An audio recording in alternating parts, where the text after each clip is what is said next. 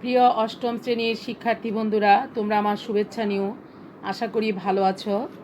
আজ আমি তোমাদের পাঠ্য বই বাংলাদেশ ও বিশ্ব পরিচয় থেকে একটা নতুন অধ্যায় নিয়ে আলোচনা করব। তো আমাদের আজকের অধ্যায় অষ্টম অধ্যায়, বাংলাদেশের দুর্যোগ। এখান থেকে আমি পাঠ 1 ও 2 নিয়ে আলোচনা করব। এই পাঠ শেষে তোমরা যা জানবে: 1. বৈশ্বিক উষ্ণায়নের ধারণা ব্যাখ্যা করতে পারবে। 2. বৈশ্বিক উষ্ণায়নের কারণ ও প্রভাব বিশ্লেষণ করতে পারবে। তো আসো আমরা মূল পাঠে চলে যাই। তো আমরা জানি বাংলাদেশ বিশ্বের সবচেয়ে দুর্যোগপ্রবণ এলাকাগুলোর একটি। ভূপৃষ্ঠের তাপমাত্রা বৃদ্ধি বা উষ্ণায়নের কারণে আজ সারা পৃথিবীতে জলবায়ুর পরিবর্তন লক্ষ্য করা যায়। পৃথিবীর বুকে উদ্ভিদ ও প্রাণী উদ্ভব ও বিকাশ ঘটেছে পানি, বায়ু ও অন্যান্য উপাদানের সমন্বয়ে গড়ে ওঠা প্রাণ উপযোগী পরিবেশের কারণে। উষ্ণায়নের ফলে সেই পরিবেশই ভয়ানকভাবে বিপন্ন হচ্ছে। তো উষ্ণায়ন কি আমরা সেটা জানব। তো বিজ্ঞানের বিস্ময়কর অগ্রগতির মাধ্যমে পৃথিবীর মানুষ একদিকে যেমন তার জীবনকে করেছে সুখ ও স্বাচ্ছন্দ্যময়, অন্যদিকে তেমনি পৃথিবীর প্রাকৃতিক পরিবেশকে করেছে ক্ষতিগ্রস্ত ও ভারসাম্যহীন। আমরা এখানে দুটো গ্রিনহাউস গ্যাসের ছবি দেখতে পাচ্ছি। তো জনসংখ্যার বিস্ফোরণ, বৃক্ষ নিধন ও ইঞ্জিন চালিত যানবাহন সহ বড় বড় শিল্প কারখানার কারণে পরিবেশের ভারসাম্য নষ্ট হয়ে সৃষ্টি হয় নানা সমস্যাগুলোর একটি হলো গ্রিনহাউস প্রতিক্রিয়া। এটি একটি জটিল সমস্যা। গ্রিনহাউস মূলত কতগুলো গ্যাসের সমন্বয়ে গঠিত একটি আচ্ছাদন। আমরা বাঁ পাশের ছবিটি দেখতে পাচ্ছি। তো ডান দিকের যে ছবি আমরা এই ছবিটি লক্ষ্য করো, এখানে গ্রিনহাউস গ্যাস পৃথিবীকে ঘিরে চাদরের মতো একটি আচ্ছাদন তৈরি করেছে। তার ফল কি হয়েছে? সূর্যের তাপ এই চাদর শোষণ করে এবং তা পৃথিবী পৃষ্ঠে ছড়িয়ে দেয়। পৃথিবীর পৃষ্ঠ দ্বারা গৃহীত এর তাপমাত্রা স্বাভাবিকভাবে রাতের বেলা প্রতিফলিত হয়ে মহাশূন্যে মিলিয়ে যায় এবং এভাবেই পৃথিবী ঠান্ডা হয়। কিন্তু বায়ুমণ্ডলে নির্দিষ্ট কিছু গ্যাসের পরিমাণ বৃদ্ধি পাওয়ায় প্রতিফলিত তাপ সম্পূর্ণভাবে মহাশূন্যে মিলিয়ে না যেয়ে বায়ুমণ্ডলকে উত্তপ্ত করে। এভাবেই পৃথিবীর তাপমাত্রা বাড়ছে। একেই বলা হয় বৈশ্বিক উষ্ণায়ন।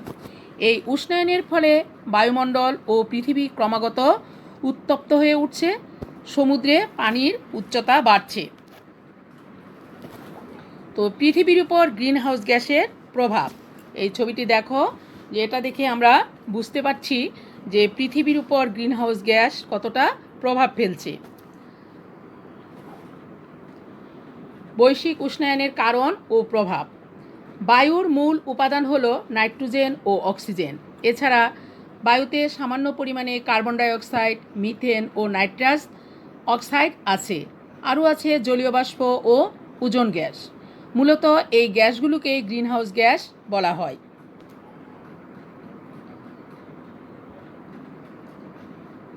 প্রাকৃতিকভাবে সৃষ্ট এসব গ্যাস ছাড়াও মনুষ্যসৃষ্ট সিএফসি, এইচএফসি, হ্যালন ইত্যাদি গ্যাসও গ্রিনহাউস গ্যাস।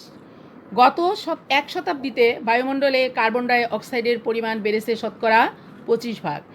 একইভাবে নাইট্রাস অক্সাইডের পরিমাণ ও শতকরা 19% এবং মিথেনের পরিমাণ 100% বেড়েছে।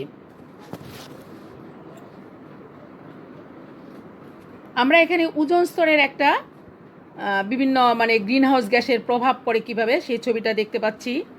আমরা যেসব দ্রব্য ব্যবহার করি, যেমন refrigerator, air conditioner, plastic, foam, aerosol প্রভৃতির ফলেও বায়ুমণ্ডলে উৎপন্ন হয় এক ধরনের গ্রিনহাউস গ্যাস। এই গ্যাসের কারণে বায়ুমণ্ডলের ওজোন স্তর ক্ষতিগ্রস্ত হয়। বায়ুমণ্ডলে অনেকগুলো স্তর আছে। ভূপৃষ্ঠের নিকটবর্তী স্তর ট্রপোস্ফিয়ার, এর পরের স্তর হলো স্ট্র্যাটোস্ফিয়ার, তারপরের স্তরটি হলো ওজোন স্তর। যা 20 কিলোমিটার পর্যন্ত বিস্তৃত।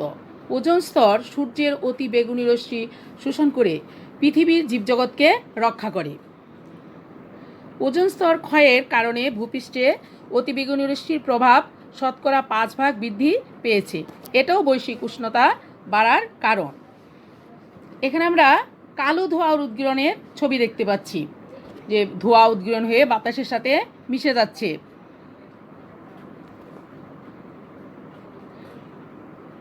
শিল্প কারখানার বর্জ্য ও কালো ধোঁয়া থেকেও প্রচুর পরিমাণে পারদ, সীসা ও আর্সেনিক নির্গত হয়। এটাও বৈশ্বিক উষ্ণতা বৃদ্ধির কারণ। তো সমুদ্রে বর্জ্য ফেলার একটা ছবি আমরা দেখতেছি, যে সমুদ্রে পানিতে অসংখ্য বর্জ্য ভেসে যাচ্ছে। মহা সমুদ্রকে পৃথিবীর মানবদেহের ফুসফুসের সাথে তুলনা করা যায়। বিশ্বের তাপমাত্রা নিয়ন্ত্রণে মহাসমুদ্রের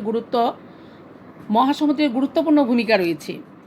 বাংলাদেশের মতো ক্ষুদ্র একটি দেশও একসময় বহু নদী, নালা, খালবিল ও হাওর-বাওর ছিল, যা তাপমাত্রা নিয়ন্ত্রণে গুরুত্বপূর্ণ ভূমিকা রাখত।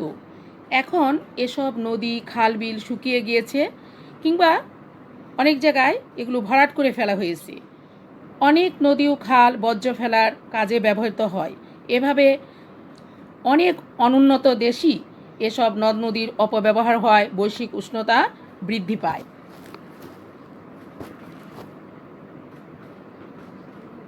এখন আমরা যে ছবিটা দেখতে পাচ্ছি এটা অত্যন্ত গুরুত্বপূর্ণ, বন উজাড় হওয়া। পরিবেশ দূষণের পিছনে যে কারণটি সবচেয়ে বেশি গুরুত্বপূর্ণ তা হলো বন উজাড়করণ। কিন্তু ব্যাপক হারে বৃক্ষ নিধন বা বন উজাড়করণের ফলে বায়ুমণ্ডলে কার্বন ডাই অক্সাইডের পরিমাণ বেড়ে গেছে। ফলে বায়ুমণ্ডলে ওজোন স্তর ক্ষয়কারী সিএফসি গ্যাস অস্বাভাবিক হারে বৃদ্ধি পেয়েছে।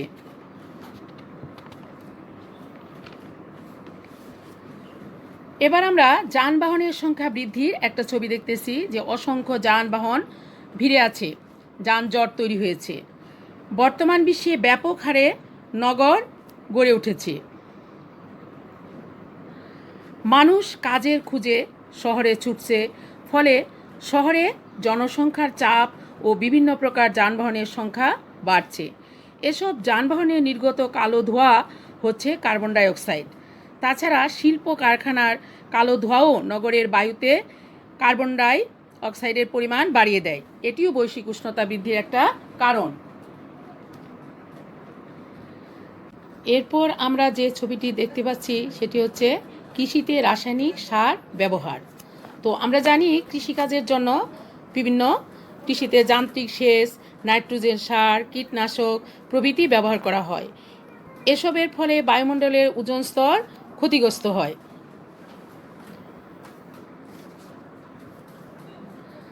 জলবায়ুর পরিবর্তনের একটি প্রধান কারণ বৈশ্বিক উষ্ণায়ন। এর ফলে পৃথিবীর সর্বত্র আজ আতঙ্ক ছড়িয়ে পড়ছে, বাংলাদেশও তা থেকে মুক্ত নয়। বৈশ্বিক উষ্ণায়নের প্রভাবে বাংলাদেশে পরিবেশ ও জীবনযাত্রার যেসব ক্ষতি হতে পারে তা হলো সমুদ্রে পানির উচ্চতা বেড়ে যাওয়ার ফলে উপকূলবর্তী অঞ্চলসমূহে সমুদ্রের পানি ঢুকে পড়ে, আর সমুদ্রের লবণাক্ত পানির প্রভাবে গাছপালা, মৎস্য খামার ও শস্যক্ষেতের ক্ষতি হয়। বাংলাদেশের উপকূলবর্তী অঞ্চলসমূহে ম্যানগ্রোভ ফরেস্ট ক্ষতিগ্রস্ত হয়েছে, সুন্দরবনের জীববৈচিত্র্য ধ্বংস হচ্ছে। উপকূলীয় এলাকায় কৃষি জমিতে লবণাক্ততা বৃদ্ধি পেয়েছে, জমির উর্বরা শক্তি কমে গেছে। এ কারণে এসব অঞ্চলে কৃষি উৎপাদনও কমে গেছে। সমুদ্রের পানি বৃদ্ধির কারণে স্বাভাবিকভাবে তুলনায় উঁচু জোয়ারের সৃষ্টি হয়, যা জলোচ্ছ্বাসের আকার ধারণ করে। আবার সমুদ্রের নিম্ন চাপ সৃষ্টি হওয়ার কারণে সাইক্লোনের তীব্রতা বেড়ে যায়। আমরা প্রাকৃতিক দুর্যোগ আয়লা ও সিডরের নাম শুনেছি। এ দুটি প্রাকৃতিক দুর্যোগের কারণে আমাদের দেশের উপকূলবর্তী এলাকায় প্রাণহানি ও সম্পদের ব্যাপক ক্ষতি হয়। খাবার পানির তীব্র অভাব দেখা দেয়। ইতিমধ্যে সুন্দরবনের প্রায় 1/4 বন নষ্ট হয়ে গেছে। এর ফলে জীববৈচিত্র্য ও মৎস্য সম্পদের ক্ষতি হয়েছে। উষ্ণায়নের কারণে পৃথিবী পৃষ্ঠে তাপমাত্রা বৃদ্ধি এবং সূর্যের অতিবেগুনি রশ্মি সরাসরি পৃথিবীতে আসার ফলে মানুষ ও অন্যান্য প্রাণীর বিভিন্ন প্রকারের মারাত্মক রোগ সৃষ্টি হয়, ক্যান্সার, চর্মরোগ সহ নানা ধরনের নতুন নতুন রোগের আবির্ভাব ঘটে। তাপমাত্রা বৃদ্ধির ফলে পরিবেশের ভারসাম্য নষ্ট হয়। তো পরিশেষে বলতে পারি যে উষ্ণায়নের ফলে সারা বিশ্বে নানা ধরনের সমস্যা আরও দেখা দিবে, বাড়বে বিভিন্ন ধরনের রোগ। এসব ক্ষতিকর প্রভাব বিবেচনা করে আমাদের জলবায়ু পরিবর্তনের বিপদ মোকাবেলায় পদক্ষেপ গ্রহণ করা উচিত। তো আজকের পাঠ এ পর্যন্তই। তো তোমরা অধ্যায়টা পড়ো এবং আগামী ক্লাসে আমি অন্যান্য পাঠ নিয়ে আলোচনা করব। আজ এখানে শেষ করছি। তোমরা ভালো থেকো। ধন্যবাদ।